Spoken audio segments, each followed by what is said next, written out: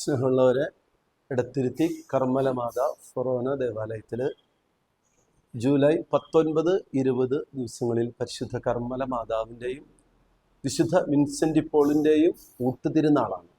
ഇത് 83-ാം ഊട്ടുനേർച്ച തിരുനാളാണ്. എല്ലാവരെയും ഈ തിരുനാളിലേക്ക് ഏറെ ഹൃദ്യമായി സ്വാഗതം ചെയ്യും. Little kingdom of John YouTube ചാനലിലെ പുതിയ എപ്പിസോഡിലേക്ക് എല്ലാവർക്കും സ്വാഗതം. ഞാനിപ്പോ നമ്മുടെ എടത്തിരുത്തി ഫൊറോന പള്ളിയിലാണ്. നമുക്ക് കുറച്ച് വിശേഷങ്ങൾ പറയാൻ. എടത്തിരുത്തി കർമ്മലനാഥ ഫൊറോന പള്ളിയിൽ ഈ വരുന്ന 20-ാം തീയതി നമ്മുടെ 83-ാമത്തെ ഊട്ടുതിരുനാൾ, വിശുദ്ധ വിൻസെൻ്റ് പോളിന്റെ ഊട്ടുതിരുനാൾ നടക്കണ. അപ്പൊ അതിന്റെ കുറച്ച് വിശേഷങ്ങൾ പറയാനുണ്ട്. അതിനെ മുന്നായിട്ട് നമുക്ക് എടത്തിരുത്തി ഇടവകയും വിശുദ്ധ വിൻസെന്റും തമ്മിലുള്ള ബന്ധം എന്താണ്, അപ്പൊ അതിന്റെ വിശേഷങ്ങളെ കുറിച്ച് അറിയാനായിട്ട് നമുക്ക് പള്ളി ട്രസ്റ്റിന്നും അതുപോലെ ഈ പെരുന്നാളിന്റെ ജനറൽ കൺവീനർ ലിജോ മാളിയേക്കലും അതുപോലെ 70 വർഷക്കാലത്ത് കൂടുതൽ നമ്മുടെ വിശുദ്ധ വിൻസെൻ്റ് പോൾ സംഘടനയിൽ പ്രവർത്തിക്കുക, അതിന്റെ എല്ലാ തലത്തിലും ഓൾ ഇന്ത്യ തലത്തിൽ അറിയപ്പെടുന്ന പ്രവർത്തകനായിരുന്ന നമ്മുടെ ശ്രീ ഫ്രാൻസിസ് മാസ്റ്റർ, എടത്തിരുത്തിക്കാർക്ക് എല്ലാവർക്കും പരിചിതനായ ഫ്രാൻസിസ് മാസ്റ്ററും കൂടിയുള്ള ഒരു എക്സ്ക്ലൂസീവ് ഇന്റർവ്യൂ ഈ വീഡിയോയിൽ ഉണ്ടായിരിക്കും. അങ്ങനെ നമ്മുടെ പെരുന്നാളിനെ കുറിച്ച് അത്യാവശ്യം അറിയേണ്ട കാര്യങ്ങളൊക്കെ ഉൾപ്പെടുത്തിയിട്ടുള്ള ഒരു എപ്പിസോഡിലേക്ക് എല്ലാവർക്കും സ്വാഗതം. ഹലോ, നമസ്കാരം. നമസ്കാരം. എന്തൊക്കെയുണ്ട് വിശേഷങ്ങള്? സുഖല്ലേ? എടത്തിരുത്തിയിൽപ്പെടുത്ത ഞങ്ങളുടെ വിശേഷം തിരുനാളാണ്. സുഖമായിരിക്കുന്നു. അപ്പൊ ഞാൻ ആദ്യം ഒരു മിനിറ്റ് പറയാം. ഇത് നമ്മുടെ എടത്തിരുത്തി ഫൊറോന ചർച്ച്, കർമ്മലനാഥ ഫൊറോന പള്ളിയുടെ പള്ളി ട്രസ്റ്റിയാണ്.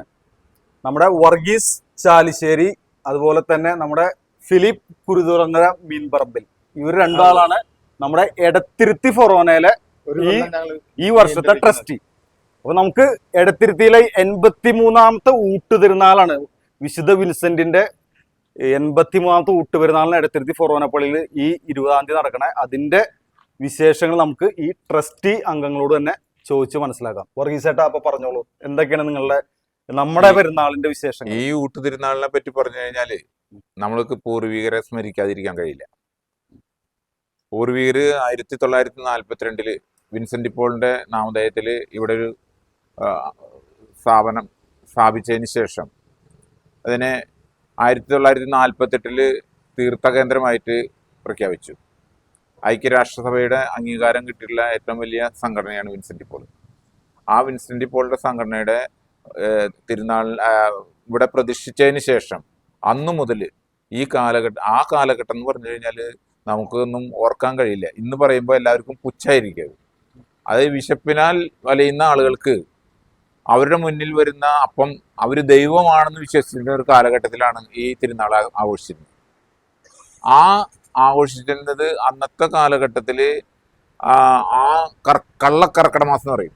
കള്ളക്കർക്കട മാസത്തില് ആ തിരുനാളില് വരുന്ന ആളുകള് ഈ പള്ളിയുടെ ഇടവകക്കാരെന്ന് മാത്രമല്ല, നാനാജാതി മത്സര് ഈ തിരുനാളിന് പങ്കെടുക്കുന്നുണ്ട്. അവർക്ക് അന്ന് കിട്ടിയ അന്നം ഇന്നും അവർ സ്മരിക്കുന്നുണ്ട്. എന്താ സംഭവം എന്ന് വെച്ചാല്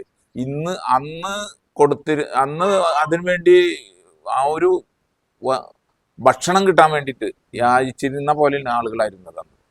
ആ കാലഘട്ടം വളരെ ഇതാണ്. നമുക്കറിയാം, ഒരു 75 കൊല്ലം 83 കൊല്ലം, ഇപ്പൊ 83 കൊല്ലായി, 325 കൊല്ലമായി നമ്മുടെ പള്ളി പണിതിട്ട്. പക്ഷെ 1942 മാർച്ച് മാസം 29-ാം തീയതിയാണ് നമ്മുടെ പള്ളിയിലെ ഈ വിൻസെൻ്റ് പോളിന്റെ സംഘം ഉള്ളത്.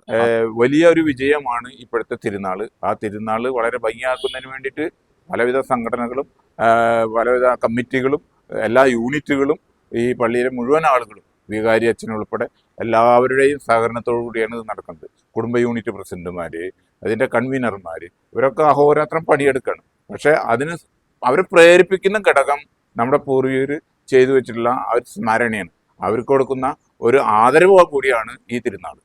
അപ്പൊ എനിക്ക് പറയാനുള്ളത്, വർഗീസേട്ടൻ നമ്മുടെ ചാനലിലൂടെ എല്ലാ നാനാജാതി മതസ്ഥര്, നമ്മുടെ എല്ലാ പ്രേക്ഷകരോടും ഈ പെരുന്നാളിന് ഒരു ആശംസകൾ പറയാം. അതുപോലെ എല്ലാവരെയും പെരുന്നാളിന് ക്ഷണിക്കാം. അല്ല, ഈ തിരുനാളിന് നാനാജാതി മതസ്ഥര് നമ്മൾ പറയാതെ വരുന്നുണ്ട്. പക്ഷെ എല്ലാവരെയും ഞങ്ങൾ സ്നേഹത്തോടു കൂടി ക്ഷണിക്കുകയാണ്. എല്ലാ നാനാജാതി മത്സരം ഒരു മതസൗഹാർദ്ദത്തിന്റെ ഡേറ്റ് ഒന്നും കൂടി. അതെ, ഈ വർഷത്തെ തിരുനാള് ജൂലൈ 19 കഴിഞ്ഞ് വരുന്ന, അതായത് ജൂലൈ 19 വിൻസെന്റ് പോളിന്റെ ഓർമ്മ തിരുനാളാണ്. ആ തിരുനാളിന് ശേഷം വരുന്ന ഞായറാഴ്ചയാണ് തിരുനാൾ ആഘോഷിക്കുക. 19-ാം തീയതി ഞായറാഴ്ചയാണെങ്കിൽ പിന്നത്തെ ഞായറാഴ്ചയാണ് ഉണ്ടായിരിക്കുക. ഇക്കൊല്ലം 19-ാം തീയതി ശനിയാഴ്ചയാണ്. അതുകൊണ്ട് ഇക്കൊല്ലം ജൂലൈ 20-ാം തീയതിയാണ് തിരുനാൾ ഘോഷിക്കുന്നത്. രാവിലെ തന്നെ 9 മണിക്ക് തൊട്ട് ഊട്ട് ആരംഭിക്കും. അത് വരുന്ന മുഴുവൻ ആളുകൾക്കും ഈ ഊട്ടുസദ്യ നൽകിക്കൊണ്ട് അത് ആ സ്നേഹസംഗമം, അതൊരു സ്നേഹവിരുന്നിൽ പങ്കെടുക്കുന്ന ഒരു വലിയ സൗഹൃദത്തിൻ്റെ, എല്ലാവരുടെയും കൂട്ടായ്മയുടെ ഒരു പെരുന്നാളാണ്, ഒരു തിരുനാളാണ്. ആ തിരുനാളിലേക്ക് ലോക ജനതയെ മുഴുവൻ ഞങ്ങൾ ഇതിലേക്ക് സഹർഷം സ്വാഗതം ചെയ്യും. നിങ്ങൾ രണ്ടാളും ഒരുമിച്ച് എല്ലാവർക്കും ഒരു തിരുനാൾ ആശംസകൾ പറഞ്ഞു. എല്ലാ ആൾക്കാർക്കും, എല്ലാ ജനങ്ങൾക്കും ഞങ്ങളുടെ തിരുനാൾ ആശംസകൾ. എല്ലാവരെയും ഞങ്ങൾ ഈ എടത്തിരുത്തി കർമ്മലനാഥ ഫൊറോന പള്ളിയിലേക്ക് സാദരം ക്ഷണിച്ചുകൊള്ളുന്നു. ഈശോം മിശിഹായ്ക്കും സ്തുതിയായിരിക്കട്ടെ. നമ്മൾ ഇന്ന് എത്തിയിട്ടുള്ളത് നമ്മുടെ എടത്തിരുത്തിയുടെ അഭിമാനമായ ഫ്രാൻസിസ് മാഷയുടെ വീട്ടിലാണ്. ഫ്രാൻസിസ് മാഷിനെ കുറിച്ച് ഒരു 2 വാക്ക് പറയുകയാണെങ്കിൽ, ഫ്രാൻസിസ് മാഷ് 70 വർഷമായി എടത്തിരുത്തിയുടെ വിൻസെന്റ് പോൾ സംഘടനയിൽ സജീവ പ്രവർത്തകനായി നിലനിൽക്കുന്ന ഒരാളാണ്. ഇപ്പോഴും അതിൽ പ്രവർത്തിക്കുന്നു. 70 വർഷത്തിന്റെ ഈ കാലയളവിൽ ഫ്രാൻസിസ് മാഷ് എടത്തിരുത്തി വിൻസെന്റ് പോൾ സംഘടനയുടെ പ്രസിഡന്റ് ആയിരുന്നിട്ടുണ്ട്, ഫൊറോന പ്രസിഡന്റ് ആയിരുന്നിട്ടുണ്ട്, രൂപത പ്രസിഡന്റ് ആയിട്ടിരുന്നിട്ടുണ്ട്, സ്റ്റേറ്റ് കൗൺസിൽ മെമ്പർ ആയിരുന്നിട്ടുണ്ട്, അതിനുശേഷം നാഷണൽ കൗൺസിൽ ഭാരവാഹി കൂടിയായിരുന്നു. നമ്മൾ എടത്തിരുത്തി പള്ളിയുടെ വിൻസെന്റ് പോൾ തിരുനാളിനെ കുറിച്ച് സംസാരിക്കുമ്പോൾ 83-ാം ഊട്ട് തിരുനാളാണ് നമ്മളിപ്പോൾ അടുത്ത 20-ാം തീയതി കൊണ്ടാടുന്നത്. ആ 83 ഊട്ട് തിരുനാളുകളും ഏകദേശം പങ്കെടുത്ത ഒരു വ്യക്തി എന്ന നിലയിൽ വിൻസെന്റ് പോൾ പുണ്യവാളന്റെ ഈ തിരുനാളിന്റെ പഴയകാല ഓർമ്മകളെ കുറിച്ച് ഫ്രാൻസിസ് മാഷിൽ നിന്ന് അറിയുവാനാണ് നമ്മളിവിടെ എത്തിയിരിക്കുന്നത്. ഫ്രാൻസിസ് മാഷെ, നമസ്കാരം. ഫ്രാൻസിസ് മാഷിന് മുൻപിൽ ഈ ഇന്റർവ്യൂവിന് ഇരിക്കുമ്പോൾ എനിക്ക് തികച്ചും അഭിമാനമുണ്ട്. കാരണം വിൻസെന്റ് പോൾ സംഘടനയുടെ ഒരു എളിയ പ്രവർത്തകൻ കൂടിയാണ് ഞാൻ. 83-ാം ഊട്ട് തിരുനാൾ ആഘോഷിക്കുന്ന ഈ വേളയിൽ ഈ തിരുനാളിന്റെ ജനറൽ കൺവീനർ കൂടിയാണ് ഞാൻ. ഈ സാഹചര്യത്തിൽ ഫ്രാൻസിസ് മാഷിന് മുൻപിൽ ഇരുന്നുകൊണ്ട് ഈ തിരുനാളിന്റെ ചരിത്രത്തെക്കുറിച്ചും ഈ സംഘടനയുടെ ചരിത്രത്തെക്കുറിച്ചും അറിയുവാൻ തികച്ചും ഞങ്ങൾക്ക് സന്തോഷമുണ്ട്. എനിക്ക് ഫ്രാൻസിസ് മാഷോട് ചോദിക്കാനുള്ളത്, ഈ സംഘടനയുടെ എടത്തിരുത്തിയിലെ സ്ഥാപനവും പ്രസക്തിയും പ്രാധാന്യത്തെക്കുറിച്ച് ഞങ്ങൾക്കൊന്ന് വിവരിച്ചു തരാമോ? ബൈബിളിൽ നാം വായിക്കുന്നുണ്ട്, യേശുവിനോട് ഒരു നിയമജ്ഞൻ ചോദിച്ചു, നിയമങ്ങളിൽ വെച്ച് ഏറ്റവും പ്രധാനപ്പെട്ട നിയമം ഏതാണ്? യേശുവിനെ പരീക്ഷിക്കാൻ വേണ്ടിയാണ് ചോദിച്ചത്. അത് വിശുദ്ധ മത്തായിയുടെ സുവിശേഷം 22-ാം അധ്യായം 37 മുതലുള്ള തിരുവചനങ്ങളിലുണ്ട്. അപ്പോൾ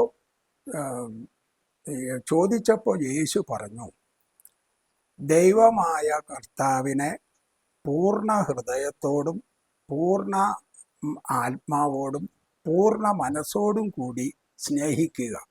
ഇതിലും വലിയ ഒരു കൽപ്പനയില്ല. രണ്ടാമത്തെ കൽപ്പനയും ഇതിനോട് ചേർന്നത് തന്നെ, നിന്നെപ്പോലെ നിന്റെ അയൽക്കാരനെയും സ്നേഹിക്കുക.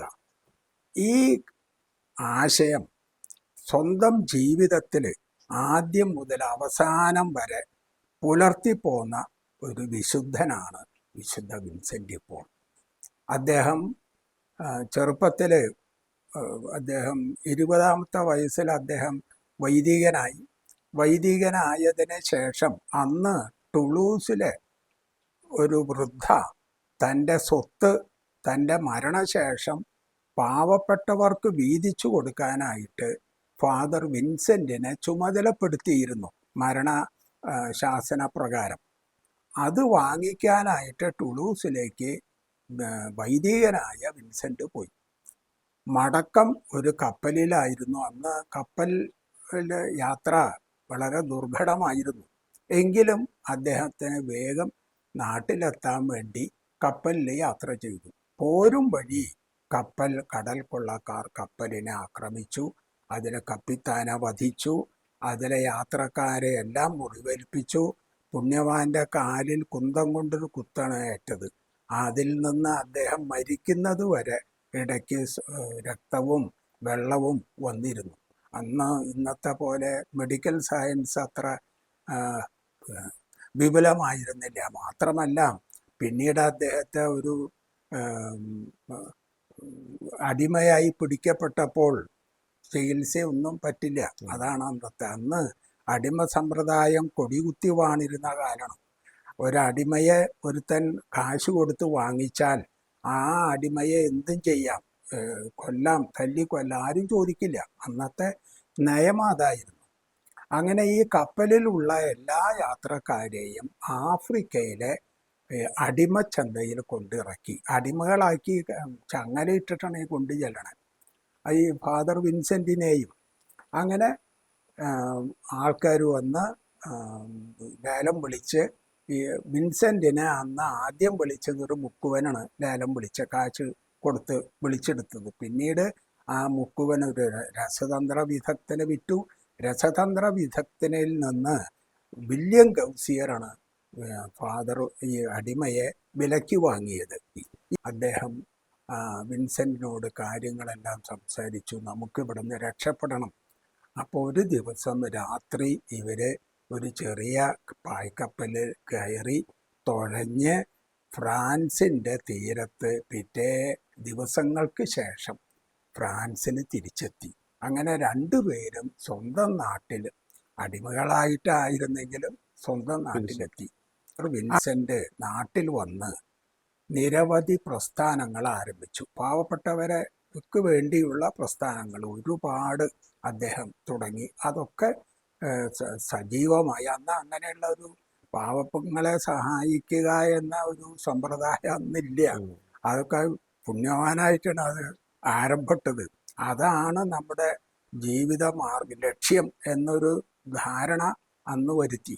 അങ്ങനെ ഒരുപാട് സംഘടനകൾ പ്രവർത്തനം ആരംഭിച്ചു. അദ്ദേഹം അവസാനം 1660 സെപ്റ്റംബർ 27 ഈ ലോകത്തോട് യാത്ര പറഞ്ഞു. ഉടനെ തന്നെ അദ്ദേഹത്തെ അധികം വൈകാതെ അദ്ദേഹത്തെ വിശുദ്ധനാക്കി മാർപ്പാപ്പ പ്രഖ്യാപിച്ചു.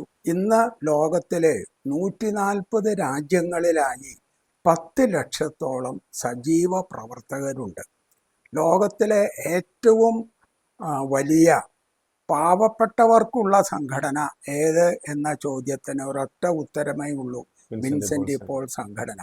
ലോകത്തിൽ യുണൈറ്റഡ് നേഷൻ ഓർഗനൈസേഷൻ അംഗീകരിച്ച ഏക സംഘടനയാണ് വിൻസെന്റ് പോൾ സംഘടന.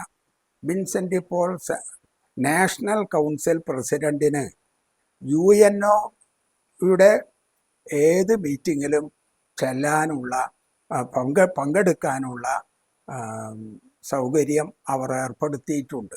ലോകത്തിലെ ഏറ്റവും വലിയ പാവപ്പെട്ടവർക്ക് വേണ്ടിയുള്ള സംഘടന വിൻസെന്റ് പോൾ സംഘടനയാണ്. പക്ഷേ എടുത്തിരുത്തിയിലെ വിൻസെന്റ് പോൾ സംഘടനയുടെ തുടക്കവും അതിന്റെ ഒരു വളർച്ചയെ കുറിച്ചൊന്ന് ലഘുവായിട്ടൊന്ന് പറയാമോ? എടത്തിരുത്തിയിൽ 1942 മാർച്ച് 25 ഒന്നാമത്തെ വിൻസെന്റ് പോൾ കോൺഫറൻസ് ആരംഭിച്ചത്. അന്ന് എടത്തിരുത്തി പള്ളി വികാരി റവറൻ ഫാദർ ജേക്കബ് ആളൂർ അവർകളായിരുന്നു. അദ്ദേഹത്തിൻ്റെ നേതൃത്വം നല്ലപോലെ ഉണ്ടായിരുന്നു. അതുപോലെ പ്രഥമ പ്രസിഡൻ്റായി ശ്രീ ജോർജ് പാനികുളം ആയിരുന്നു. അവരുടെ നേതൃത്വത്തിൽ വിൻസെന്റ് പോൾ സംഘം എടത്തിരുത്തിയിൽ പ്രവർത്തിച്ചു തുടങ്ങി. പാവപ്പെട്ടവർക്ക് വേണ്ടി ഉള്ള ഒരേ ഒരു സംഘടന അക്കാലത്ത് എടത്തിരുത്തി ഭാഗത്ത് ഈ സംഘം മാത്രമായിരുന്നു. പക്ഷേ 83ാമത്തെ ഊട്ടുതിരുനാൾ ആഘോഷിക്കുന്ന ഈ വേളയിൽ ഏകദേശം ഈ 83 ഊട്ടുതിരുനാളുകളും ഫ്രാൻസിസ് മാഷ് കൂടിയിട്ടുണ്ട്. ഈ പഴയകാല പെരുന്നാൾ ഓർമ്മകളെ കുറിച്ച് ഞങ്ങൾക്കൊന്ന് പറഞ്ഞു തരാം. പഴയ കാലത്ത് വിശുദ്ധന്റെ തിരുനാൾ അവസരത്തിലാണ് പാവപ്പെട്ടവർക്ക് മൃഷ്ടാന്നം ഭക്ഷണവും ഒരു സൗകര്യവും ഇന്നത്തെ മാതിരി അല്ല അന്നത്തെ സമ്പ്രദായം. ആ കാലത്ത് അന്ന് ജനങ്ങൾ ജാതി മതഭേദമന്യേ എല്ലാവരും പങ്കെടുത്തിരുന്നു. എല്ലാവരുടെയും പെരുന്നാളാണ് വിൻസെന്റ് പോൾ ഊട്ട്. എല്ലാവരുടെയും പുണ്യവാനാണ് വിൻസെന്റ് പോൾ പുണ്യവാൻ. അവിടെ ക്രിസ്ത്യാനികൾ മാത്രം എന്നില്ല, നാനാജാതി മതസ്ഥർ വന്ന് പുണ്യവാനെ തൊഴുതുന്ന ഒരവസരമായിരുന്നു അന്ന് പെരുന്നാൾ അവസരങ്ങൾ. പാവപ്പെട്ടവർക്ക് ഫ്രീ ആയിട്ട് ഭക്ഷണം കൊടുക്കും, ഫ്രീ ആയിട്ട് അരിയും കൊടുക്കും വീട്ടിലേക്ക് കൊണ്ടുപോകാൻ. കൂടാതെ ഉച്ചതിരിഞ്ഞ് ഒരു 5 മണിയോടുകൂടി പുറത്ത് ഇരുന്ന് അവർക്ക് മൃഷ്ടാന്നം കഞ്ഞിയും കൊടുക്കും. ഉച്ചയ്ക്ക് ഊണ് പള്ളിയിൽ നിന്ന് കൊടുക്കുന്നു, കൂടാതെ കഞ്ഞിയും കൊടുക്കും. അതും കുടിക്കാൻ ഇഷ്ടം പോലെ ആൾക്കാർ അന്നുണ്ടായിരുന്നു. പിന്നീട് അത് കുറഞ്ഞു നാട് പരിഷ്കരിച്ചപ്പോൾ അതിൻ്റെ സ്വാഭാവികമായി എണ്ണം കുറഞ്ഞു എന്നേ ഉള്ളൂ. അപ്പോൾ അരി മേടിക്കാൻ വന്നിരുന്നു, ഭക്ഷണം കഴിക്കാൻ വന്നിരുന്നു, അത് കഴിഞ്ഞ് കഞ്ഞി കുടിക്കാൻ വന്നിരുന്നു അന്ന്. അപ്പോൾ പുണ്യവാന്റെ തിരുനാൾ എന്ന് പറഞ്ഞാൽ അത് നാനാജാതി മതസ്ഥരുടെ ഒരു വലിയ സന്തോഷമുള്ള, ആഡംബരങ്ങളോ ആർഭാടങ്ങളോ ഇല്ല. പക്ഷേ പാവപ്പെട്ടവർക്ക് മൃഷ്ടാന്നം ഭക്ഷിച്ച് തൃപ്തി അടയാനുള്ള ഒരു ദിവസമായിരുന്നു തിരുനാൾ ദിവസം. അന്ന് തിരുനാൾ സദ്യക്ക് സാമ്പാർ, എലിശ്ശേരി, ഇഞ്ചംപുളി, പപ്പടം, പായസം ഇതെല്ലാം നൽകിയിരുന്നു, തിരുനാൾ സദ്യയിൽ ഉണ്ടായിരുന്നു. ഇന്നത്തെ പോലെ അന്ന് പാത്രങ്ങളുടെ ലഭ്യത കുറവായതുകൊണ്ട് വഞ്ചി വൃത്തിയായി കഴുകി വെട്ടിപ്പാക്കി അതിൽ സംഭരിക്കുന്ന സമ്പ്രദായം പോലും അന്നുണ്ടായിരുന്നു. പിൽക്കാലത്ത് പാത്രങ്ങളായപ്പോൾ അതെല്ലാം ഒഴിവാക്കി എന്ന് മാത്രം. പക്ഷേ എനിക്കിനി ചോദിക്കാനുള്ളത്, ഇക്കൊല്ലത്തെ തിരുനാളിനെ കുറിച്ച് മാഷിന് എന്താ പറയാനുള്ളത്? എടത്തിരുത്തി ഫൊറോന പള്ളി വികാരി very reverend father Joshi Paliyakkara അവர்களுടെ മഹനീയ നേതൃത്വത്തിൽ വിപുലമായ തിരുനാൾ കമ്മിറ്റി പ്രവർത്തിച്ചു വരുന്നു. കൈക്കാരന്മാരായ ശ്രീ വർഗീസ് ചാലിശ്ശേരി, ശ്രീ ഫിലിപ്പ് കുരുതുകുളങ്ങര മീൻപറമ്പിൽ എന്നിവരുടെ സമർത്ഥമായ നേതൃത്വത്തിൽ general convener Shri Lijo Francis Maliyakkal, പിന്നെ ശ്രീ ലാലു ഫ്രാൻസിസ് മാളിയക്കൽ, ശ്രീ സൈമൺ ചിറയത്ത്, ശ്രീ ലോനച്ചൻ ഉറുവത്ത് എന്നിവരുടെയും നേതൃത്വത്തിൽ തിരുനാൾ പ്രവർത്തനങ്ങൾ ഭംഗിയായി നടന്നുവരുന്നു. സംഘം പ്രസിഡന്റ് ബ്രദർ ജോസ് പോൾ വലിയ വീട്ടിൽ, secretary brother Joby Paul, treasurer brother Jose എന്നിവരുടെ നേതൃത്വത്തിലും പ്രവർത്തനങ്ങൾ ഭംഗിയായി നടന്നുവരുന്നു. ദേവാലയ ശുശ്രൂഷി ശ്രീ സിൻഡോ എലുവത്തിങ്കൽ ആത്മാർത്ഥമായ സഹകരണം എല്ലാ പ്രവർത്തനങ്ങൾക്കും പിന്നിലുണ്ട്. സംഘടനയുടെ ചരിത്രവും എടത്തിരുത്തി പള്ളിയിൽ ഈ വിൻസെന്റ് പോൾ സംഘടനയുടെ ചരിത്രവും ഈ ഊട്ടുതിരുനാളിന്റെ ചരിത്രവും അങ്ങനെ ഒരു നല്ലൊരു ചരിത്രം വിഷയങ്ങൾ ഞങ്ങൾക്ക് മാഷ് ഈ ചെറിയൊരു സമയം കൊണ്ട് ഞങ്ങൾക്ക് പറഞ്ഞു തന്നു. വളരെയധികം നന്ദിയുണ്ട് ഫ്രാൻസിസ് മാഷെ. എനിക്ക് ഈ തിരുനാളിന്റെ ജനറൽ കൺവീനർ എന്ന നിലയിൽ ഈ തിരുനാള് ഊട്ടുതിരുനാളിന് വേണ്ടിയിട്ട് ഈ ഇടവകയിലെ എല്ലാ അമ്മമാരുടെയും സജീവ സഹകരണം ഈ തിരുനാളിനുണ്ട്. അവരുടെ കൈപുണ്യം കൂടി ഈ ഊട്ടില് നിങ്ങൾക്ക് ആസ്വദിക്കാൻ സാധിക്കും. നമ്മുടെ ഇടവകയുടെ മധ്യസ്ഥയായ പരിശുദ്ധ കർമ്മല മാതാവിന്റെ തിരുനാളും വിശുദ്ധ വിൻസെന്റ് പോളിന്റെ 83ാമത്തെ ഊട്ട് തിരുനാളും നമ്മൾ 19-20 ദിവസങ്ങളിൽ ആഘോഷിക്കുന്ന വിവരം എല്ലാവരും മാധ്യമങ്ങളിലൂടെയും നോട്ടീസുകളിലെല്ലാം അറിഞ്ഞിരിക്കുമല്ലോ. ഈ തിരുനാളിന്റെ ചരിത്രത്തെ കുറിച്ചാണ് നമ്മൾ ഇത്ര നേരം സംസാരിച്ചുകൊണ്ടിരുന്നത്.